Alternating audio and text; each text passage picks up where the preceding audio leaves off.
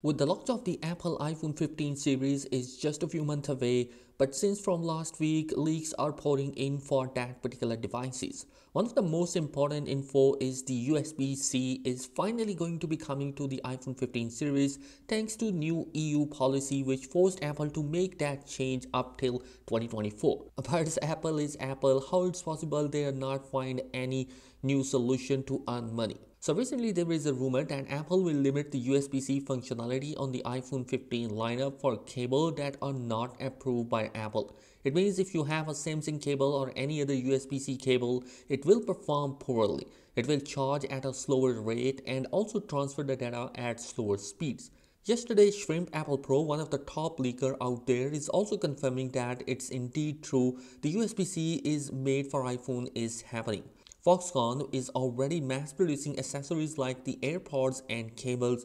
So like I said, only Apple USB-C cables or cables that are licensed by Apple will work at full USB-C. The rest are gonna just function like crap. You see, it's clear that Apple's primary goal is to make as much money as possible. But come on, this is just getting out of hand, intentionally making tech inferior just to earn some licensing fees and in turn totally negating the whole point of shifting to USB-C. Just prove that Apple only cares about their bottom line, not about the people that use their products. And this is the reason why their whole campaign about caring about the environment crap is just a lie. Moving forward, another big change that is coming for the iPhone 15 series will be the removal of both the volume button and the power button, and instead they will be using a capacitive touch button. There has been some leaked CAD renders which give us a detail that the removal of volume up and down and even the power button alongside with the alert slider button has been real.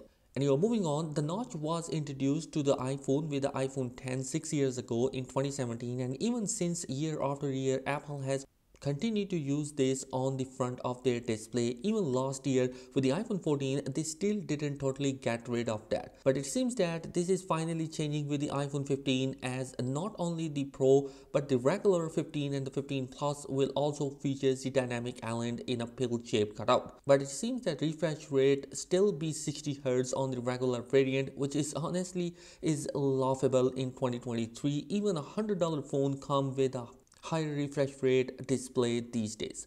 So there is no reason for Apple to just cut corner here. We also have the first look at the iPhone 15 Ultra, aka the 15 Pro Max, and it basically looks identical to its predecessor except for the frame. The camera bump is looking same as its predecessor.